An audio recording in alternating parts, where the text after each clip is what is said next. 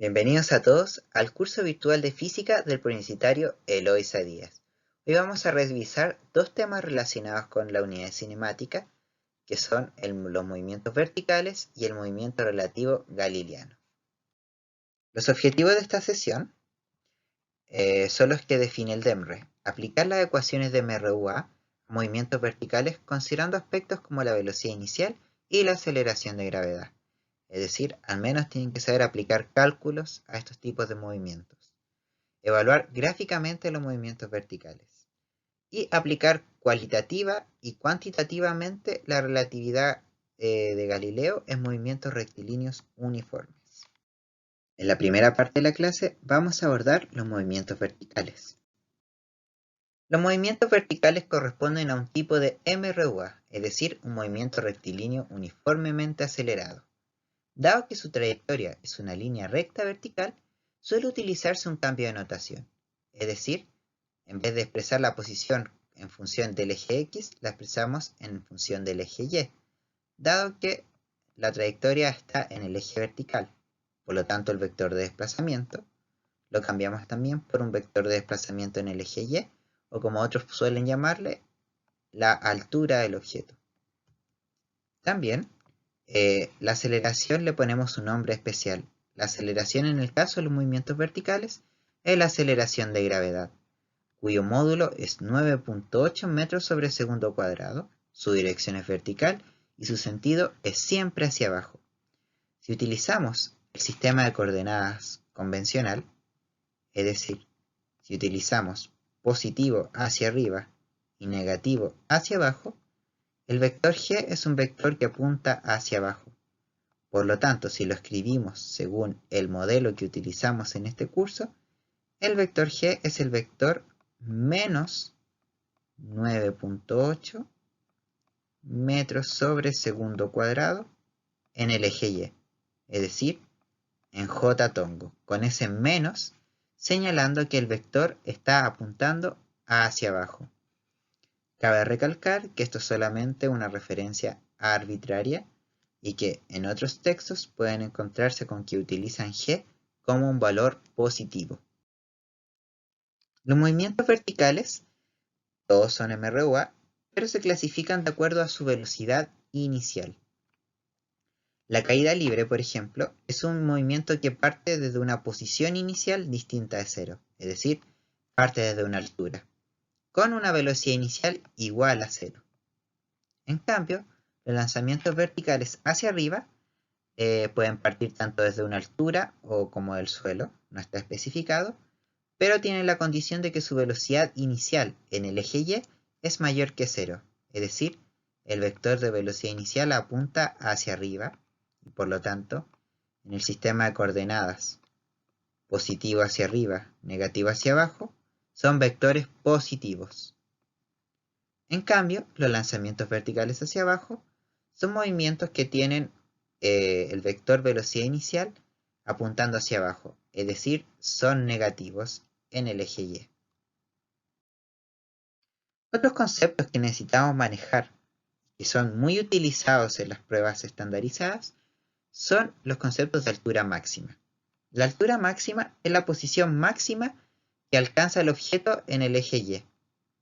El tiempo de vuelo se define como el tiempo que permanece el objeto en el aire, es decir, es el tiempo que permanece el objeto antes de tocar el suelo. Y se define el tiempo máximo como el tiempo que tarda el objeto en alcanzar la altura máxima.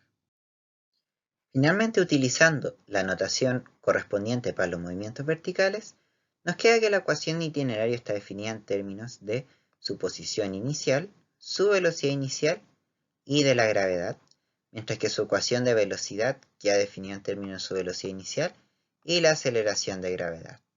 La ecuación de Torricelli también se cambia los términos para la gravedad y el desplazamiento vertical. Notar que estas ecuaciones definirán los gráficos para los distintos tipos de movimiento. Recordar que todos los movimientos verticales son acelerados, por lo que todas las ecuaciones utilizan el término g. Dado esto, los gráficos de posición versus tiempo incluyen el término 1/2 de gt cuadrado, por lo que todos los gráficos son curvas. La caída libre y el lanzamiento hacia abajo son una curva descendiente, donde parten de una altura distinta de cero y la posición va bajando a medida que el objeto baja por la altura hasta alcanzar el nivel del suelo. Este tiempo, desde que están en su altura máxima hasta que alcanzan el suelo, se denomina tiempo de vuelo para estos dos tipos de movimiento. En cambio, el lanzamiento vertical hacia arriba consta de dos partes. Consta en el tiempo en el que se demora en subir hasta su altura máxima, es decir, tiempo máximo, para después realizar el mismo tipo de movimiento que una caída libre, es decir, desciende de su altura máxima hasta el suelo. El tiempo desde el inicio del movimiento hasta el final se denomina tiempo de vuelo. Si nos ponemos a observar los gráficos de velocidad versus tiempo, podemos observar que todos los gráficos tienen una pendiente negativa, lo que concuerda con el signo de g. Recordad que el vector g es un vector negativo en el eje y. Podemos observar que en la caída libre la velocidad inicial parte desde cero y se hace negativa hasta que el objeto llega al suelo. Los lanzamientos verticales hacia abajo, la velocidad es distinta de cero, pero negativa. Es decir, la velocidad sigue aumentando en los números negativos. Para los lanzamientos verticales hacia arriba es más interesante, porque vemos que la velocidad con la que parte es positiva, y esta disminuye hasta hacerse cero. Se hace cero exactamente en el punto de su altura máxima. Muy importante recordar, la velocidad en un lanzamiento vertical hacia arriba es cero en la altura máxima. Y una vez que comienza el descenso, su velocidad se torna negativa y comienza a aumentar en módulo. Finalmente terminamos con este ejercicio. Este dice, un objeto se lanza hacia abajo de una altura de 15 metros con una velocidad inicial de menos 10 metros sobre segundo. Considere el módulo de g como 10 metros sobre segundo cuadrado. Nos piden determinar la velocidad final y el tiempo en llegar al suelo. Vamos a asumir nuevamente que estamos utilizando los ejes convencionales. La velocidad final la podemos calcular fácilmente utilizando la ecuación de Torricelli, dado que sabemos el valor de la velocidad inicial, el valor de la aceleración y el valor del desplazamiento. El valor de la velocidad inicial es menos 10. El valor de la aceleración en menos 10. Y el valor de desplazamiento en menos 15. Recordad que el desplazamiento es posición final menos inicial. En este caso la posición final es el suelo, es decir, 0, menos su posición inicial, que son los 15 metros de altura en el que parte. Por lo tanto, el desplazamiento es menos 15 metros. Sumando todo eso nos da que b final cuadrado tiene que ser igual a 400. Y acá aplicamos la raíz cuadrada. Recordar que cuando aplicamos la raíz cuadrada, tenemos que tomar tanto el valor positivo como el valor negativo. La raíz cuadrada de 400 es 20.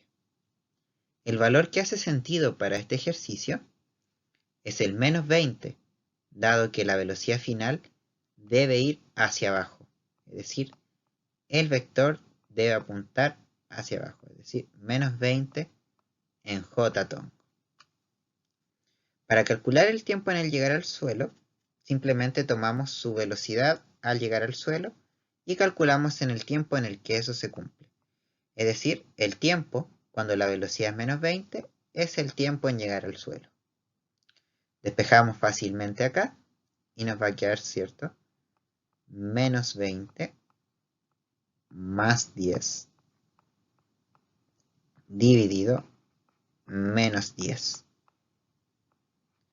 Eso es igual a t y que es igual a 1 segundo. Positivo. Por lo tanto, los resultados serían menos 20, acá olvidé la unidad, metros por segundo en j tongo, y el tiempo que demora en caer es 1 segundo. Con eso concluimos esta primera parte. Hasta luego, chicos.